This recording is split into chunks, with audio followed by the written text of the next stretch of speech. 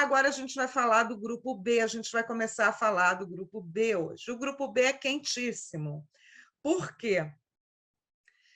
Quando o DSM ele divide em grupos, é para falar sobre o jeitão dos transtornos, né? São transtornos parecidos, sabe? São transtornos que têm uma batida muito parecida. Então, os indivíduos desse grupo B costumam parecer dramáticos, emotivos, erráticos. Enquanto do grupo A são mais esquisitos, esse aqui são dramáticos. E quais são, e aí a gente chega na cereja do bolo, quais são os esquemas, os transtornos aqui do grupo B? Ó, transtorno de personalidade antissocial, transtorno de personalidade borderline, histriônica e narcisista. Dentro desses transtornos aqui, o menos falado é o histriônico, que eu amo. E as pessoas confundem o histriônico com borderline, fazem uma confusão danada, e eu adoro esse assunto. É aí que eu me espalho, entendeu? É quando a gente vai falar desse grupo B aqui. E agora a gente já vai começar falando sobre o transtorno de personalidade antissocial, o que, há um tempo, já foi chamado de psicopata. Aliás, no ramo jurídico, é o que se chama de psicopata. Adriana, eu não concordo com esse termo, porque quando você chama de antissocial, parece até que é aquele sujeito que eu acabei de descrever, que não gosta de ter contato com as pessoas, né? O DSM mudou. É antissocial no sentido de contra a sociedade. Esse anti significa contra a sociedade. Tá legal? Então, o transtorno de personalidade antissocial é um padrão difuso de desconsideração e violação dos direitos das outras pessoas, que ocorre desde os 15 anos de idade. E aí, esse é o único transtorno de personalidade que a gente já pode fazendo o diagnóstico aos 15. E os primeiros sinais, eles começam lá na tenra infância. Depois a gente vai falar sobre isso, tá? Então, quando é que a gente pode dizer que um sujeito tem transtorno de personalidade antissocial? Se ele apresentar somente 3 ou mais sintomas dos seguintes que eu vou falar aqui, tá? Primeiro sintoma. Se tiver 3, a gente já pode dizer que é antissocial, tá? Fracasso em ajustar-se às normas sociais relativas a comportamentos legais, conforme indicado pela repetição de atos que constituem motivos de detenção. O que significa isso? O menino ou a menina, só que ele é muito mais comum em meninos, já começa a cometer pequenos delitos aos 15 anos de idade. Do tipo, vou fumar maconha e vou vender um pouco também lá na escola, né? Vou roubar o carro, vou pegar emprestado o carro do meu pai sem avisar para ele, aí atropela alguém, ou enfim, são pequenos, isso para mim não é nem pequeno delito, mas são delitos assim que já vão esboçando o que mais tarde pode se configurar como um transtorno de personalidade antissocial. O transtorno opositivo desafiador, que a gente faz o diagnóstico em crianças, ele é um preditor para o transtorno de personalidade antissocial. Adriana, toda criança que tem um transtorno opositivo desafiador vai se tornar um antissocial? Não. Mas todo antissocial apresentou o transtorno opositivo desafiador na adolescência e infância. Compreenderam isso? Não há uma quando eu vi tem uma criança que eu atendo que tem o transtorno positivo desafiador. A gente pode predizer que ele vai se tornar um antissocial? Não. Mas quando a gente busca o histórico do cara que é antissocial, ele apresentou. Tá? Tendência à falsidade é o outro critério diagnóstico. 2. Tendência à falsidade, conforme indicado por mentiras repetidas, uso de nomes falsos ou de trapaça para ganho ou prazer social. Tem um filme que se chama, que eu adoro, Prenda-me se for capaz.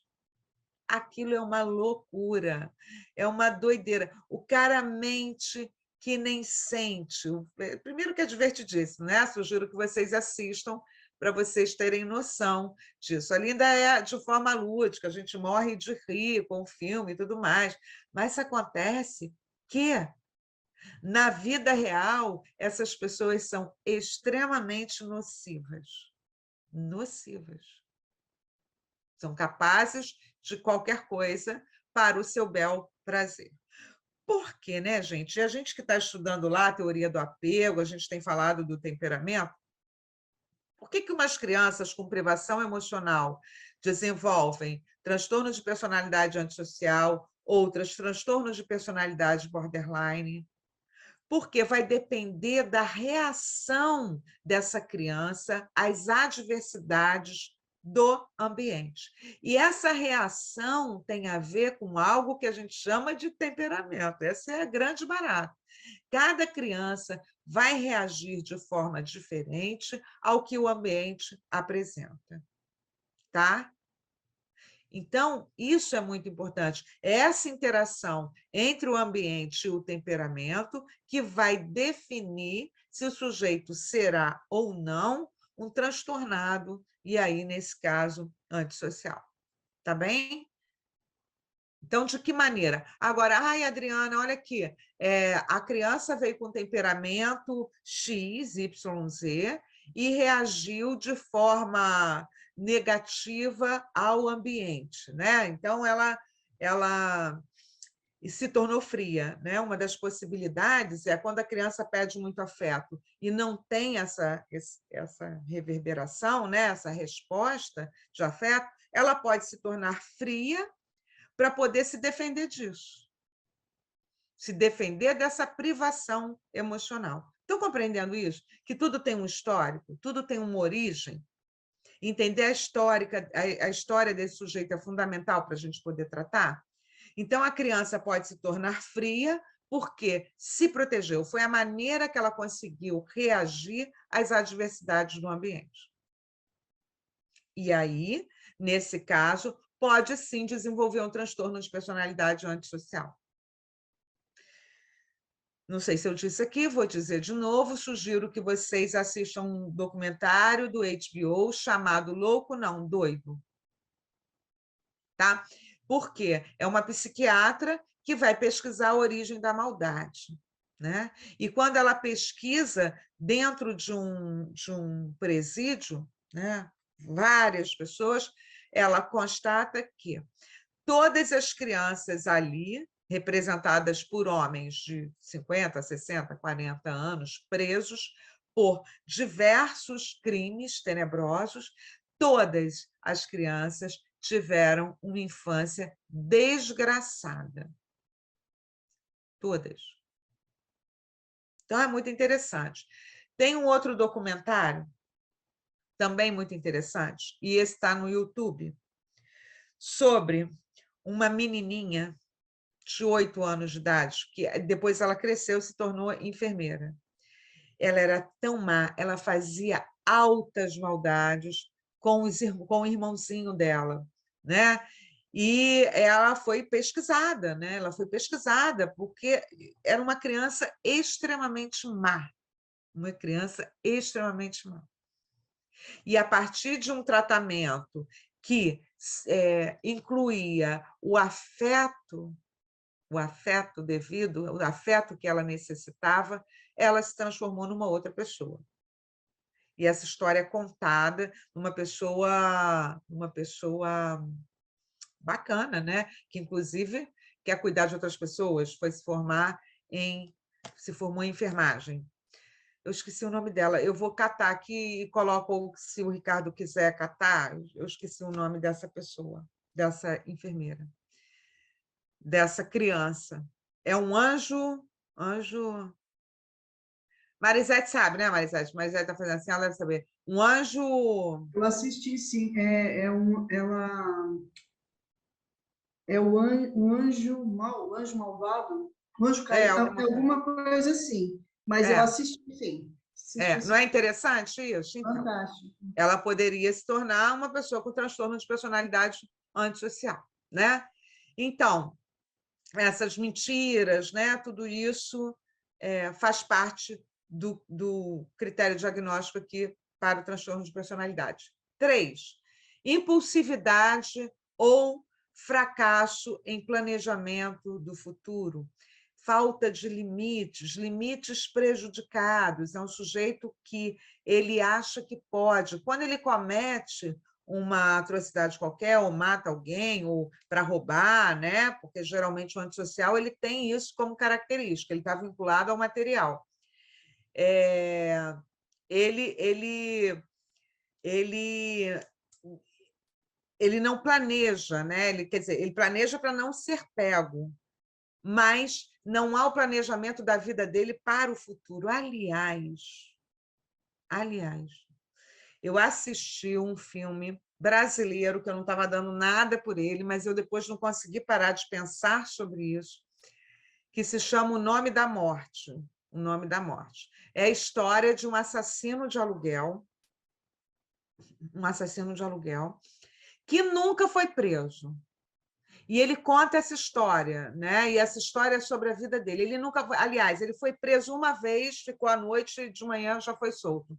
E matou mais de 500 pessoas no Brasil, com a Fabiola Nascimento e com o Matteo Nastergalli, maravilhoso. Os dois maravilhosos.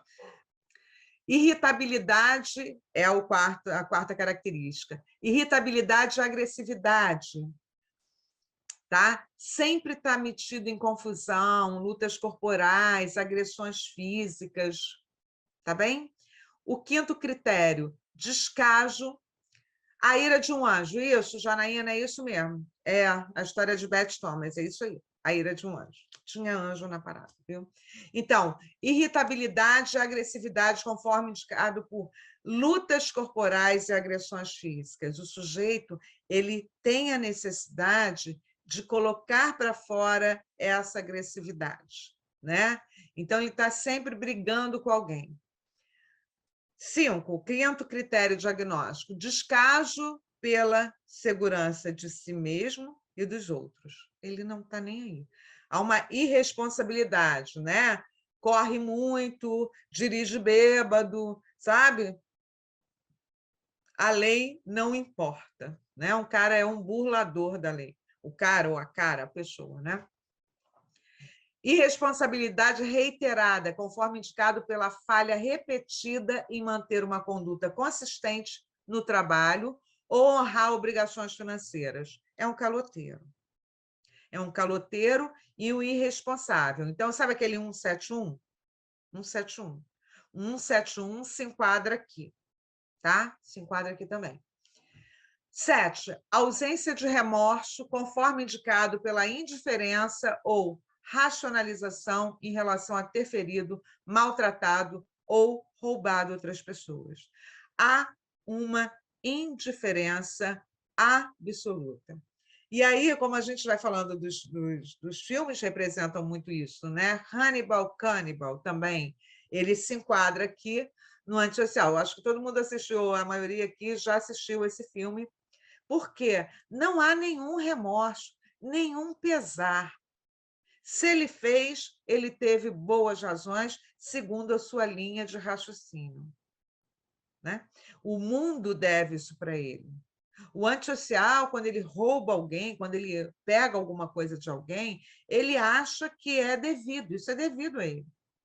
Ele não se percebe falhando, porque ele não tem referências de moralidade. Tá bem? Agora, são pessoas difíceis de irem para a terapia? São pessoas difíceis de irem para a terapia, né? Eu vim aqui para... Não. Raramente chegam. Então, a gente faz análises mais, assim, por conta dos filmes que a gente vê, né? Casos tenebrosos que a gente constata.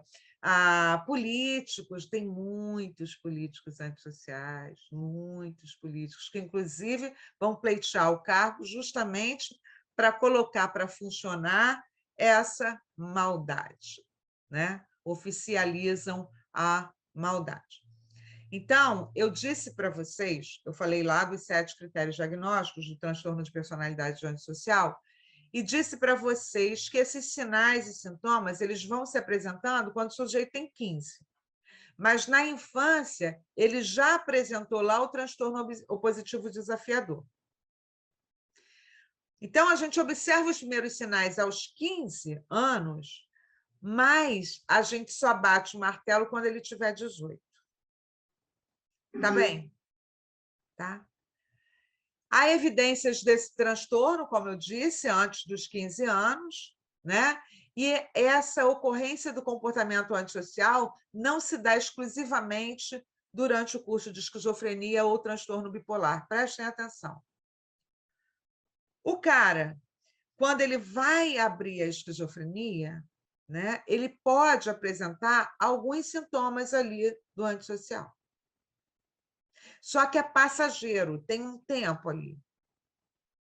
No transtorno bipolar também, o sujeito pode mentir, pode, enfim, fazer diversas coisas que fazem aqui o antissocial, só que é por um curto período. Quando a gente fala do transtorno de personalidade antissocial como um transtorno, né, a gente fala de uma estabilidade sintomática. Isso acontece o tempo inteiro. O bipolar mente, o bipolar mente.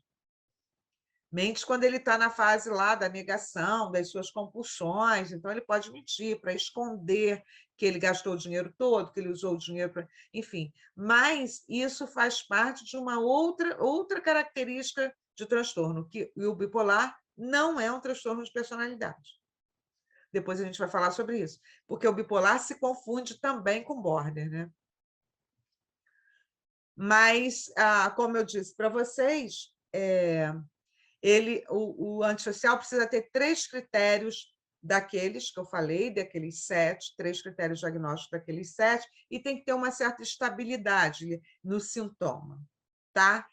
E aí, também já disse, vou dizer de novo, o antissocial já foi chamado de psicopata, sociopata e dissocial. A psicopatia ainda é muito utilizada pelo jurídico, né? No jurídico, as pessoas utilizam muito a psicopatia. A gente, para fazer diagnóstico, não mais. Tá bom? Quais são os primeiros sinais, né? Tem curso crônico, mas pode se tornar evidente ou apresentar remissão conforme o indivíduo envelhece, em particular por volta de 40 anos de idade. Isso também acontece no border. À medida em que o sujeito envelhece, os canalhas também envelhecem, a gente sabe disso, né? Tem um monte de canalha velho por aí. Mas eu estou dizendo para vocês que há remissão, independente do tratamento, após os 40 anos de idade, tanto para esse transtorno quanto para o transtorno de personalidade borderline. Tá bem? Tá legal? Também é mais diagnosticado no sexo masculino. Ou as pessoas do sexo feminino são subdiagnosticadas. E até porque, né, essa agressividade do antissocial, os homens, eles dirigem essa agressividade mais para o fora, enquanto a mulher ela internaliza muito mais. Então, é por isso que o transtorno de personalidade antissocial ele é mais facilmente identificado nos homens, enquanto o transtorno de personalidade borderline mais facilmente identificado nas mulheres.